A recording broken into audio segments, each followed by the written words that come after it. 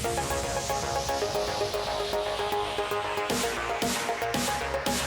everyone, this is PM Sports Talk, the father and son duo podcast.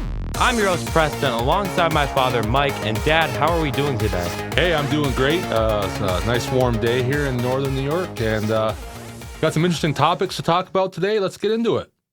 All right, let's start out with some college basketball. There's a lot of stuff that went on, controversial, great performances, upsets, so we got a lot to break down. We're going to start out with Wake Forest and Duke. Wake Forest pulled off an amazing upset over Duke, and then some stuff happened afterwards. Yeah, great victory for Wake. Might actually get them into the NCAA tournament for the first time in I don't know how long. Been a long time, I think. And, yeah, interesting. Of course, when you upset Duke, you know what happens afterwards. There's a little court storming. Mm-hmm. It got a little crazy there down in Winston-Salem there for Wake Forest. The Duke players got caught up in it, and their star player, Filipowski, got a little banged up from an encounter with a fan, and they were none too happy. Yeah, Shire called for court stormings to be banned, and Filipowski thought it was on purpose. I don't think any of those were true. Absolutely not. No. You watch that. Those fans are just running. The person that run actually went flying himself because he tripped over Filipowski's foot. Some people are saying Filipowski's trip was intentional instead of the actual injury. That's probably more like it. I would believe that from that guy, wouldn't you? Mm-hmm. He has that kind of mindset, you know. I could see him actually definitely doing that, and that's what it kind of looked like in a way. There's no way the fan meant to do it. He comes on a press conference afterwards and says, "Oh, I think it was intentional." Yes, that fan whose team just beat Mighty Duke had in his mind, "I'm going to go out onto the court and see if I can injure Kyle Filipowski." That's what that fan was doing, right? Doesn't Filipowski kind of remind you of Grayson Allen with his whining and dirty stuff? A little bit. He's a little more subtle than Grayson now. He's a little subtle, quieter than Grayson. Grayson was very, kind of. He was a handful. Yeah, he would just flip out at any moment. Right. Filipowski doesn't do that, but I know what you're saying. He's got that like I said, that mindset where he's a little bit. He's got an edge to him. Put it that way. Yeah. Well, I don't want this thing with Filipowski to take away with some of this great Wake Forest performance. The man who led it all is no other than Hunter Salas, who dropped 29 points, 6 rebounds, and an assist to lead Wake over Duke. It was a great win at home. And, of course, a court storming is going to happen, Filipowski, so that should be your sign to get off the court. Yeah, I mean, it happens. The players get caught up in it because those fans get out there quick. But it's part of what makes college sports great is having that atmosphere. Mm-hmm. Right. If everybody was just quiet and just orderly left and there was no excitement, I mean, what would you think then? I mean, that's great. And if it was the other way around, he'd love it. Shire doesn't know what a court storming is because Duke is always good. That's what it is. They don't experience that. Mm-hmm. And so they're like good because they're always good. I mean, you don't see teams almost every team in the ACC almost doesn't storm the court. Because, like all the powerhouse teams. No, you're not. They're not going to. I mean, because they're used to winning. Right. It's teams that haven't won in a long time, and they beat the favorite. You know, a team like Duke, like I said, it's always good. Or North Carolina, you know. More so Duke than North Carolina because North Carolina wins as much as Duke, but they're not hated like Duke. Duke is hated. They're like the Yankees. They're like the Lakers. They're one of those teams that's either you love them or you hate them type deal. So when the team that underdog beats them, you get that, the court storming and all that. And I think it's great. I mean, it's unfortunate that he got hurt, but he's playing. He got nicked up a little bit, but it's not like he hadn't tore his ACL or something. Right. I mean, he's making it into this big deal, player safety is important. Don't get me wrong. But he's making it a bigger deal than what it should be. And a point was brought up that I heard today Duke, when they beat Clemson in football this fall, what did their team do or fans do? Storm the field. Right. So that same university had their fans storming the field against another team. Those players from Clemson got caught up in that, and they had to find their way off the field. Same difference. Clemson didn't whine about it. That's the difference. Yeah. They didn't say a word because they know it's coming. Because Clemson's always good in football, and when a team like Duke that's not good in football wins, that's going to happen. It happens in football, happens in basketball. I mean, you're going to have to expect a court storm if you're a powerhouse team and you lose to a team that isn't used to winning. It's gone so far. Jay Billis, who is ESPN's main college basketball analyst, who, side note, also went to Duke. He went as far as to say that these fans should be arrested. I'm like, what? What are you talking about? These are college kids having fun. You want to arrest them? Who are you going to arrest? You're going to arrest all 10,000 of them? I mean, what are you doing? I hate Bellis. He's always been biased towards Duke, even on his commentary. He needs to go. He's a bit much sometimes. He's a lawyer. He's very smart, and he likes to let you know that he's very smart. That wasn't very smart. I mean, that wasn't smart, no, but can't arrest 10,000 people for storming a court. I wonder if he'd have that same attitude if it was North Carolina that got stormed and not Duke. Right. I'm pretty sure he probably wouldn't have that same attitude. He'd be like, oh, yeah, it's just the atmosphere. Yeah, that's what he'd say. It's what's great about college basketball. I could hear him now. And, I love it. I mean, fans need to be respectful of the players, obviously. But I think it's just an isolated incident. I mean, the kid did not want to go flying across the court and himself and almost get trampled, right? I mean, it was just excitement, got caught up into it. And like you said, maybe Filipowski tripped him. I don't know. But, it's just part of what makes... Maybe he tripped him and then it came back to him and now they're just mad about it. He tripped him and he ended up hurting himself. So he had to kind of sidestep the whole thing there. So, yeah. But, That kind of makes me not feel bad for Filipowski at all. The way he responded to it. Yeah, I don't feel bad about it. I don't feel bad at all. Shire, I didn't have as big a problem with because he was complaining a little bit, but he was more or less saying, player safety and all this. So he's got to stick up for his guys, But Filipowski, he's the one that I had a problem with more than anything. Right. Shire kind of just went on, and he went on to gave respect to the Wake Forest team for how they played too in that interview. The only thing I didn't agree with him on is banning court storming. That's the only thing, but he's just sticking up for his guys. For Filipowski to go out of line and say that it was on purpose was a little much. Yeah, that's a bit much. You're going a little crazy. Hey, if Filipowski wants to say, hey, this is dangerous, we're going to, I got hurt or whatever. Yeah, go ahead. But when you say it's intentional, now you're getting a little too carried away there. You're getting too full of yourself. You think you're bigger than the game itself. And, let's just calm it down a bit there, Filipowski. And Bellis. Yeah, just take it down a notch. I did not hear him say that. That's the first time I'm hearing that. I'm not positive. I think he interviewed with Stephen A. Smith. I think that's when it was, but I'm not positive. On yesterday, Monday. Mm-hmm. But on First Take, might have been First Take. Yeah, I'm pretty sure that's where it was. But yeah, it's just crazy. I mean, I don't know if he was. I didn't see the interview. I just heard that's what he had said. So I don't know if he said it, kind of jokingly, or if he was dead on serious. But I can see him being serious about that.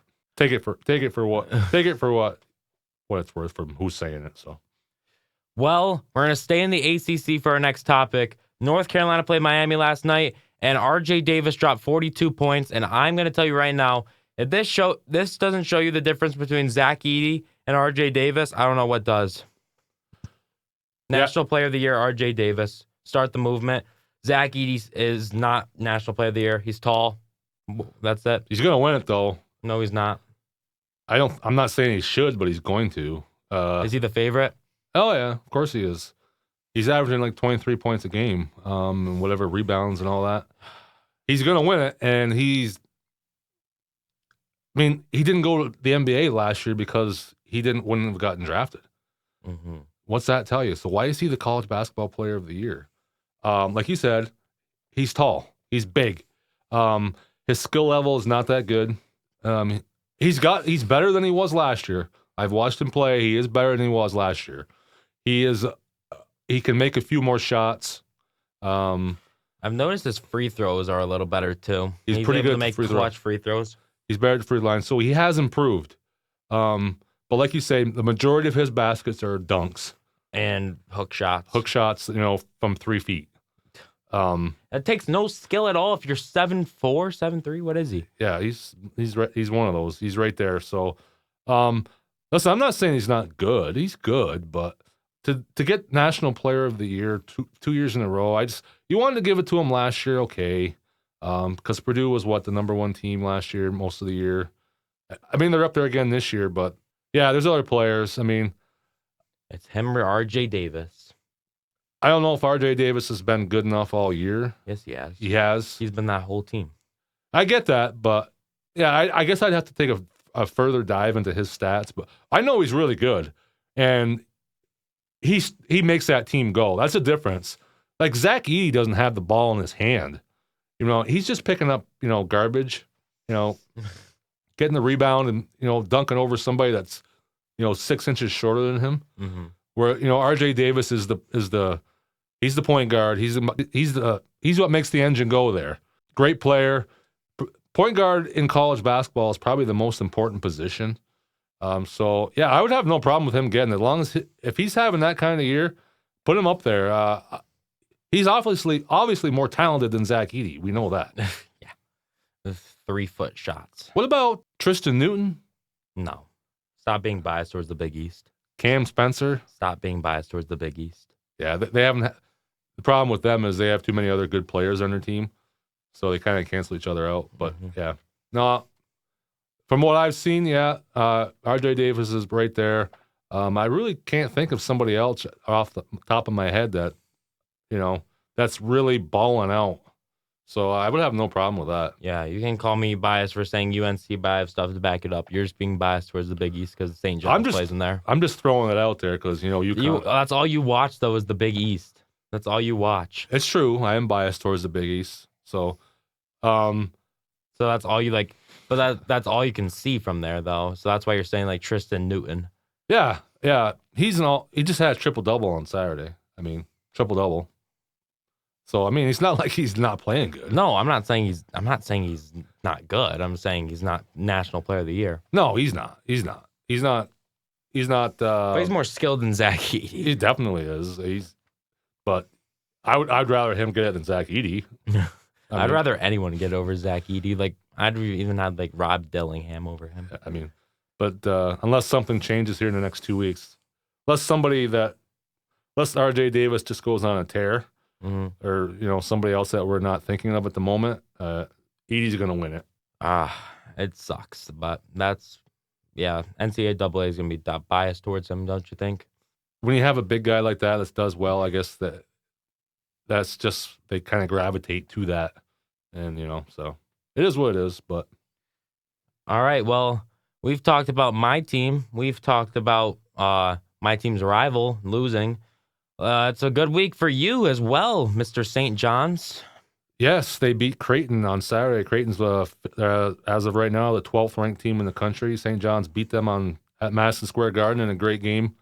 Biggest game of the Rick Pitino era so far. Yeah, it gets them back in the tournament conversation. They need to win some more games, but they're right there if they can pull out a few more games. So yeah, when Madison Square Garden is St. John's is good. Madison Square Garden, you got that in the mix. It's great. New York City, mecca of college basketball. Can't get any better than that. I don't want to spend too much time on them because they got to win a few more games before we can really talk about them. But I like what I saw there Saturday. They got ahead and they stayed ahead. They didn't fall. They actually pulled away in the second half. I mean, they've had like 5 or 6 games this year where they've been ahead in the second half by a lot of points that they've lost, and that didn't happen on Saturday. So I hope they are heading in the right direction. Maybe they can make some noise in the Big East tournament and get a bid into the big dance. Either that, or do you think they would have a chance at the first four if they didn't make the tournament? The first four thing? Well, that's part of it. No, I know. But you're not officially in the tournament. Well, you get selected on Selection Sunday, though. Right? Yeah, I know. I that's what I mean. That if they're going to make it, that's probably what it would be.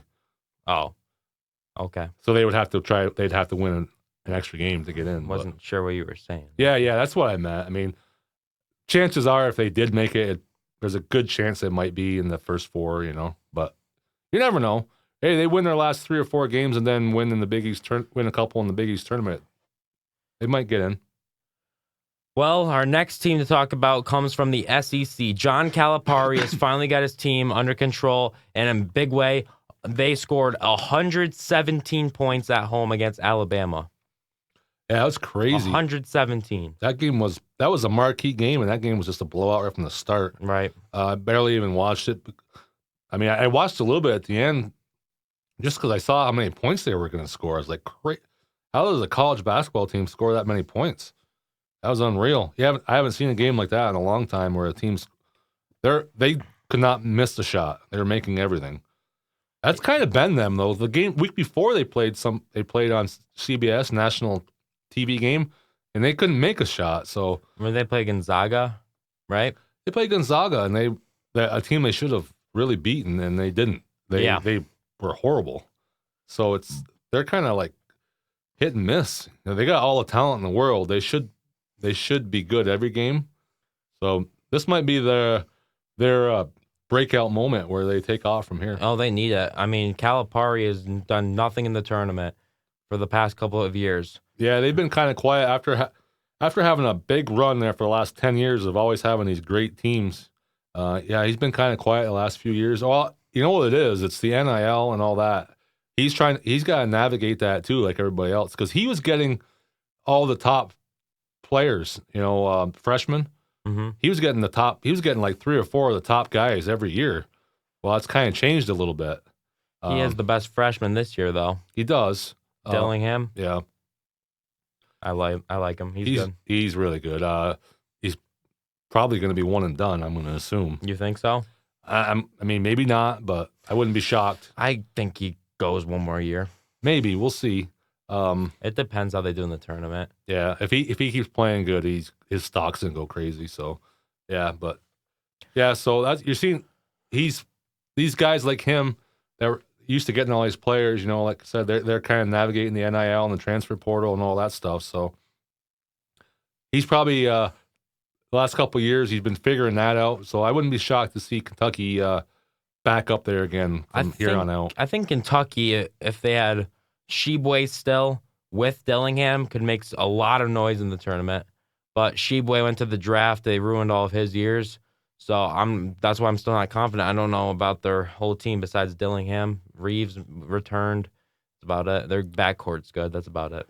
Yeah, they're not. Yeah, their backcourt's good. But I don't think they'll win the tournament or anything, but I could see them winning a game or two. Yeah, they'll probably make it to at least the Sweet 16. Yeah, I could see them getting there. Sheboy was a beast, and oh man, who they lose to last year? Kansas State. I mean, no one was beating them. I'm surprised FAU beat them.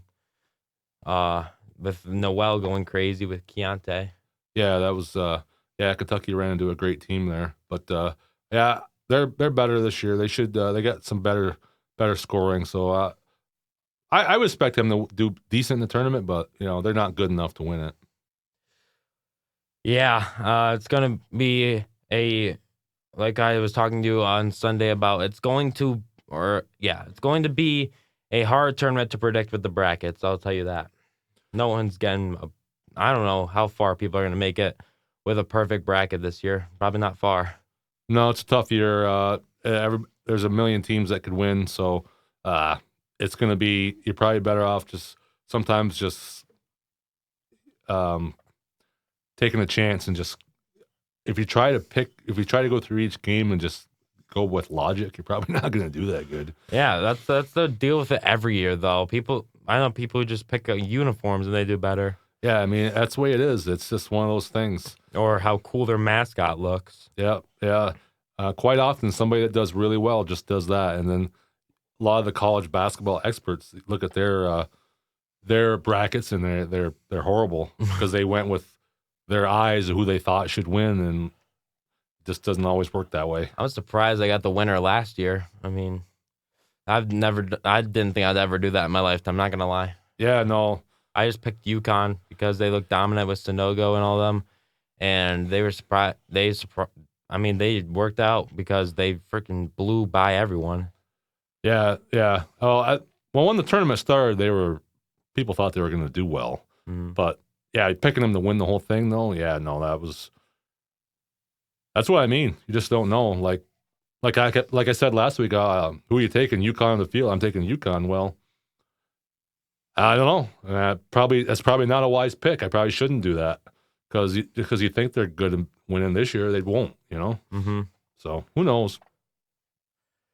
Well, let's move on to some NFL free agency news. We got a lot to talk about with the players going places, and we are starting off with franchise tags, of course, and T. Higgins and Matabike, and most likely L'Jarius Sneed are going to be receiving that franchise tag. Higgins and Matabike already did. Sneed is not a done deal yet. I saw something they're open to trading Sneed. Right. They're gonna franchise tag him, and if they don't get a long-term deal done, then they'll trade him. Yeah. The thing is, they're going to want a lot for him, and I don't know who's going to do that. So chances are he's going to end up with Kansas City because they're probably going to want too much for him. But hey, that's a great corner. You can pick him up if you got the cap space, or if you got something that they want. I don't know what they would want in return for him. What are they going to want in return for him? Probably draft picks. Yeah, I mean, what are you going to get for him though? He's like you're not going to get a first rounder for him. No, probably not. Should probably get like a player or something. Yeah, so that's an interesting one there. If I was the Steelers, I'd think about it, but he's going to cost too much money, so they won't be able to do it. I'd give him a call at least, see what they want. Oh, definitely. He's one of the top corners in the league. I mean, he didn't allow a touchdown until the playoffs. Right. All year long. Not one touchdown was scored against him. I mean, that's the kind of corner you want right there. Yeah. Sneed was locked down. He locked down Tyreek Hill. I mean, that shows you everything about the dude. He's a baller. That'd be a big loss for them. I mean, that was part of the reason they won the Super Bowl, because of him and McDuffie back there. You take one of those guys away, that kind of weakens your defense quite a bit. They're going to do all they can to keep. I would think they're going to do all they can to keep him, but I don't know. Maybe they've got some cap issues because they got Mahomes' big contract and stuff there. So I don't know. Right. Maybe they can't keep him. Yeah, I think that's why they're trying to trade. And if they can't get the cap, then I'd see them trading for draft picks. Yeah, absolutely. They might have to do that, but a big tough one to lose if that's for them. That's for sure. The big one we're gonna save for last, and then we got a bunch of running backs who are hitting the market. Saquon Barkley is not going to be tagged. Neither is Derrick Henry. Neither is Austin Eckler. Tony Pollard's going to be there. The running back class is stacked. Probably Josh Jacobs as well will get there too. Yeah, those guys. Yeah, but they're. I feel bad for those guys. They're not gonna have big paydays because teams are not paying running backs anymore. They're paying them their rookie deal, and then when that rookie deal is over after 5 years, see ya, and they're gonna just draft another young guy. Right. That's what they're doing now. I mean, Kansas City did that. They got Pacheco. That shows. I mean, and he's just an average running back. Pacheco. I guess you say he's better. He's a little better than average, but they drafted first round pick. They used that on Edwards-Helaire not too long ago. Because he's part of the LSU national team. Yeah, and then they draft Pacheco, and he takes over the starting. I don't know what round they picked him in. Maybe third or fourth. Who, Pacheco? Yeah, it was late. I think like middle, late. Yeah, that's what I mean. And now he's the starter. So that's why these teams aren't paying paying these running backs because they can go to the third or fourth round and pick up a guy like him and not have to pay him a lot.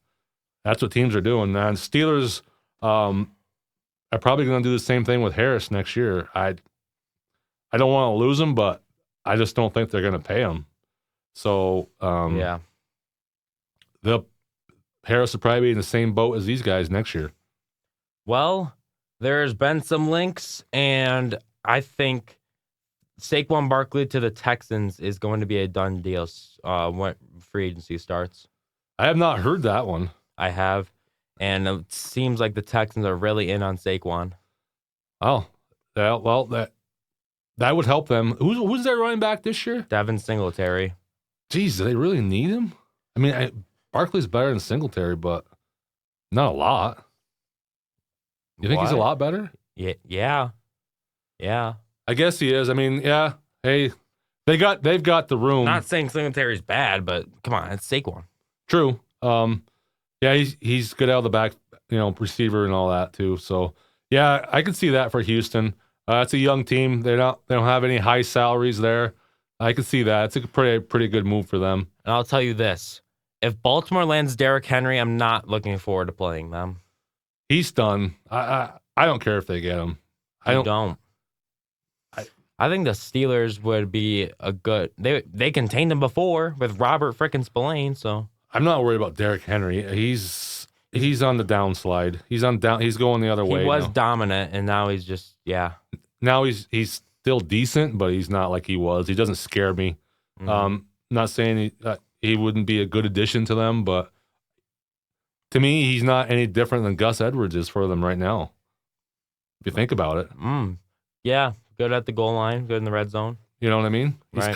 They're kind of the same type of running back. Mm-hmm. So it makes me wonder if they pick him up. Is Gus Edwards gone? Is his deal up? Maybe he's a free agent. I haven't really paid attention, but yeah, I think Edwards would be a good ad for a team. Because he's good. If you already have like a running, it doesn't matter if you already have a agile running back. That would be perfect because he's able to finish in the red zone. That's what the Ravens used him for. Yeah, he'd be pretty good for that. Yeah. So he'd be probably like Najee Harris, a Jalen Warren type thing if you pair him with another running back.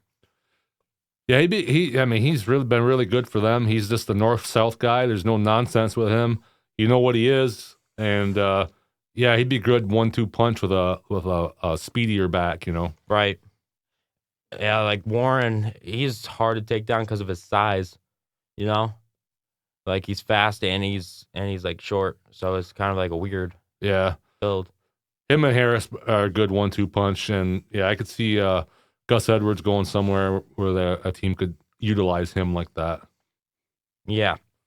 Well, I guess the running back talk we'll see on that in a couple weeks, but the big talk, the big money talk is Justin Fields, Caleb Williams, the whole Bears shenanigans. Yeah, that's the big story in the NFL right now. Justin Fields, what do you do if you're the Chicago Bears? Do you trade Justin Fields or do you keep him, trade away the number 1 pick? Options, decisions. You trade away that number 1 pick and you get like 3 or 4 picks for it and build up your team, but then you still have Justin Fields.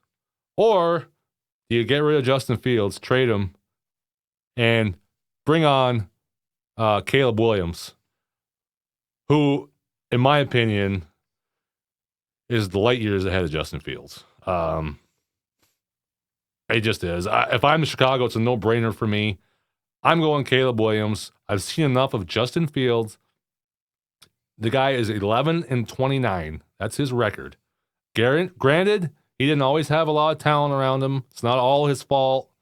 But I just don't think he's a winning quarterback. I just don't see it. I know you think differently, but maybe if he goes somewhere else and gets a fresh start, it could be different. Right. Pittsburgh. If I'm Chicago, I got to get him out of there and get some new blood. Caleb Williams is the guy for me. And Caleb Williams cannot do any worse than Justin Fields did.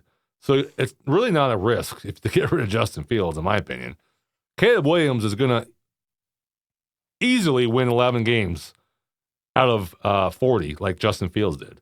So you can't be any worse. You're not taking a big risk because I know there's some people that are saying, well, I'm not all that sold on Caleb Williams. He turns the ball over. He's a little reckless.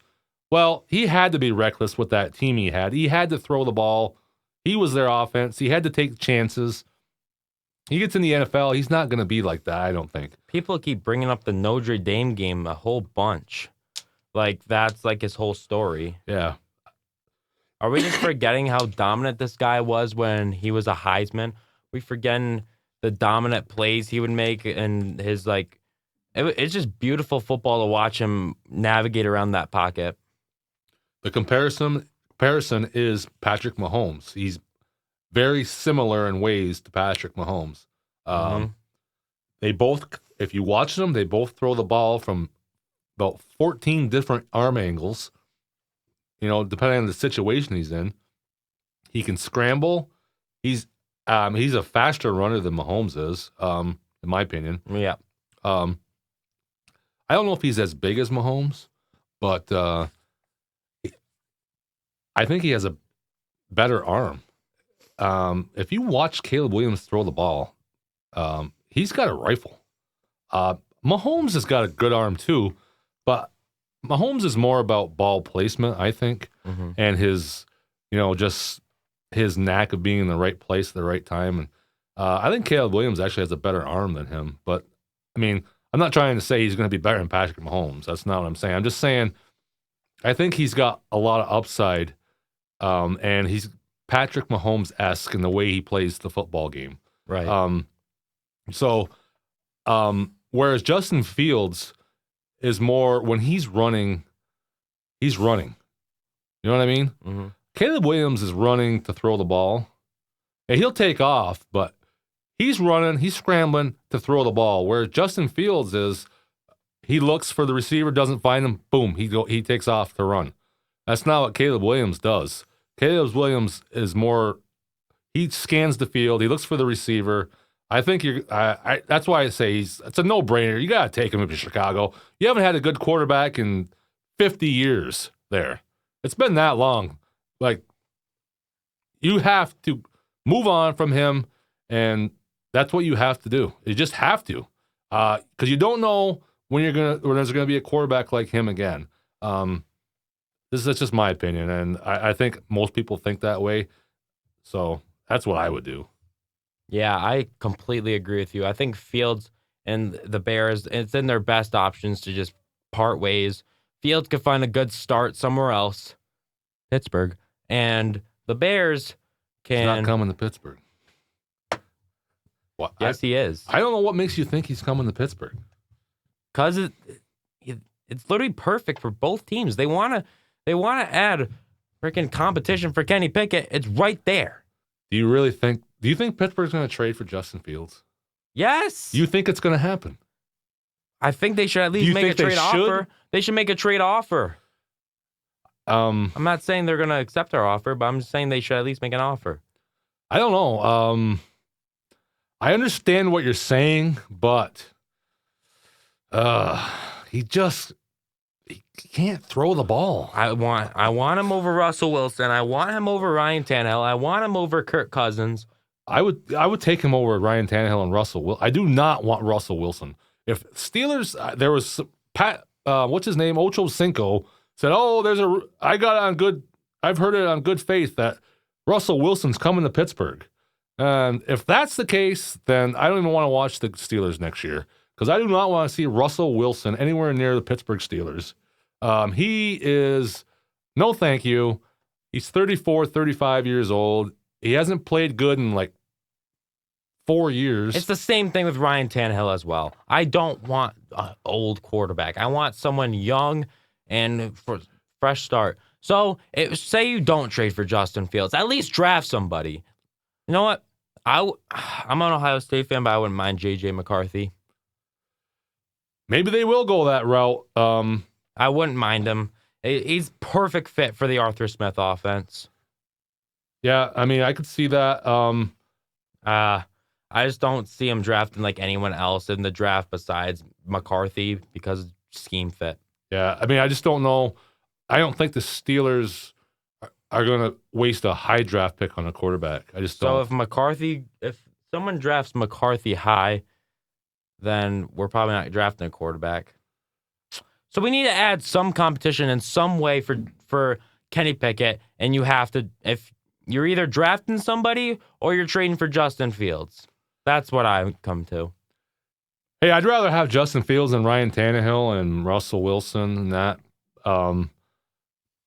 But I think the only reason I think Tannehill might be the one that they bring in is because he knows Arthur Smith. And he's not coming in to be the starter. No. He's coming in to be the backup and, maybe push Pickett a little bit. I'm not saying I want that. I'm not saying you do. I don't want Kenny Pickett at all, man. He's gotten enough chances. He hasn't even played 2 full seasons and you're going to throw him out. We drafted him because he's a Pittsburgh boy, not because he's good. He was good. He was the top-rated quarterback of that year. Yeah, shouldn't have drafted a quarterback that year. That QB class sucked. The best quarterback behind him was Malik Willis, for crying out loud. What makes you think that's a good idea? We should have just drafted someone else. Didn't Brock Purdy come from that draft class? Yeah, but no one knew he was going to be good. That's what I mean. Brock Purdy is not. He's in the right fit. That's him. He's in the right fit. Yes, he is. But I'm just saying. That was. Look. If you can get Justin Fields and not have to give them much, okay, go ahead and do it. But I'm with you on that. I don't want to give up a whole bunch of stuff for Fields. If you could give him a 3rd-round draft pick, maybe that's it. I'm not going any higher than that. I'll go second. I'm not going second. Okay. 3rd-round pick, maybe throw in a 8th-round pick next year or something. Or not 8th round, but 8th round. I didn't know they had an 8th round. Well, they used to. Maybe a 6th-round pick. Whatever. I don't know. But from what I've heard lately from the Steelers reporters, it's going to be Mason Rudolph and Kenny Pickett again. I wouldn't mind that. That's what they're saying, because they're saying that Rudolph's not going to get a lot of attention from other teams, and they think that he's probably going to end up signing back with Pittsburgh. If he signs back with Pittsburgh, then we don't have to trade for Fields. I'm completely fine with sticking with Rudolph for a year. You know what I heard today? I heard NFL executives saying that Drake May is a poor man's version of Mason Rudolph. He was saying that Mason Rudolph is better than Drake May. Drake May's a little bit more athletic, but that Mason Rudolph has a better arm and all this stuff. So he was giving Rudolph some praise. So you see the difference between Rudolph and Pickett is Rudolph stands in and makes his decision. He's able to hang in that pocket. Yes, he did. But let's not forget, he's been in the league for 4 years now, 5 years? Yeah. When his first and second year, did he look good? No. He's gotten experience. Did you see the position he was put in? Did you see the position he was put in when he got hurt? When Ben got hurt, he was the starter. Then they went to Hodges. Then they went to him. Then they went to Hodges. You can't succeed in that. No. Well, he wasn't a starter any other year besides that. Pickett wasn't the starter. He can play till the 4th game. His rookie year, he came in the 4th year. He got hurt, and he got hurt again last year. The kid deserves one more year. If he gets the starting job this year and he doesn't cut it, then that's it for him. But I think he deserves another year. That's just my opinion. I'm not saying don't bring somebody in or sign Rudolph. If he doesn't want to sign, then bring in Fields or somebody. I'm fine with that. But I'm just saying he deserves another year. He hasn't shown anything. The kid's 14. He can't score. He can't throw touchdowns. When we get to the red zone, we have to freaking settle for a field goal. Yeah, I know. But hey, he's going to have a new offensive coordinator. Let's see what happens. I just don't think you throw away a 1st-round pick that quick. They already did that right when they drafted him. I mean, why are you drafting a quarterback? Listen, they did what they did. We needed a quarterback. Nobody at that time, nobody, and I mean nobody, wanted Mason Rudolph to be the starting quarterback. So when they picked Kenny Pickett, everybody was like going gaga. They loved it. So hindsight is 2020. You got to give him a chance. The kid is 14-10 as a starter. He's won 14 games.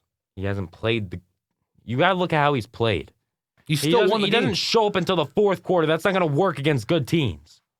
He has to show something this year, absolutely. But let's not forget, the kid does not throw interceptions. So he's not making the big mistake either. But he has to take the next step. He has to show that he can make big plays. And if he can't do that this year, then he's going to be a backup. Yeah, well, maybe they'll decide that in training camp, and Maybe. I'm sure if they make that decision in training camp, Mason Rudolph's our starter. Maybe that will be it, but he's going to get a chance. He's going to get a chance. His chance is in that training camp, and then we'll move from there. Right. And if he looks like he did last year in training camp, he's probably going to be the starter because he looked really good. But listen, he's going to have a short leash no matter who the backup is, whether it's Justin Fields or Mason Rudolph or what's his name? I already forgot his name. Tannehill? Tannehill. That's how important he is. Tannehill. Whether it's one of those three guys, he's going to have a short leash. He's going to have a couple games, maybe 3 games, and if he's not getting it done, he's probably going to he's going to be a backup. But he's going to get a chance. Listen, the Steelers shouldn't even bother signing Rudolph if they're going to sign a guy like Tannehill. Oh yeah, they're not going to sign Rudolph and then bring in Tannehill. Right, because Rudolph, if you're bringing him in, he's either QB2 or QB1. Yeah, that's it. He's not going to be QB3 again. No. He's not going to sign up for that anyway. Right. So you're going to have to sign him making him know that he has a chance to be our starter this year. That's the only way he's going to sign. Yeah, absolutely. Yeah. So we'll see what happens. I'm not really sure what they're going to do. Every quarterback in the NFL has been linked to the Pittsburgh Steelers this year. Listen. So I really don't know what to believe. So, yeah, I think it's either going to be, my opinion, I think it's either going to be Fields and Pickett battling it out or Rudolph and Pickett battling it out. It's probably more likely to be Rudolph and Pickett. But, who knows? Maybe they'll pull the trigger on Fields. You don't know. You just don't know what those front office is thinking. Well, they keep things quiet. Right. And then they just bang. There's the deal. So who knows? That's what I just said. Yeah. So, hey, makes for an interesting offseason as usual in the NFL. Exactly. And this time our team's involved. Well, Dad, Ohio State versus Michigan State, a great game for Saturday college basketball or Sunday. And here they go. Ohio State past the Bonner, up ahead, has to put it up at the buzzer. It's good! Dale Bonner wins it for Ohio State. What a shocking upset. That's 2 weekends in a row they've done this. 17-game losing streak on the road, and Dale Bonner puts that to an end with a miraculous shot. Well, Dad, a wild ending to Kentucky and LSU. It's Dillingham with the basketball, takes a wild shot and nails it to give Kentucky the lead. LSU with no timeouts, they're gonna go. They take it slow, they drive in, makes his move, shoots, blocked, puts it off. What a wild shot for LSU to win it against Kentucky. What a crazy ending, back and forth action. Oh, the madness has begun. Well, everyone, thank you for watching this episode of PM Sport Talk. Once again, Preston here, signing off with my father, Mike. Thank you all for watching. We appreciate the continuous support, and we will see you on the next episode. Have a good week. Goodbye. Hey, if you like what you see, you can subscribe down below, and you can listen to our podcast at any time. And also, if you want to reach out to us, you can reach us at pmsporttalk@gmail.com. Also coming soon is a website. Thank you all for listening. Have a good one.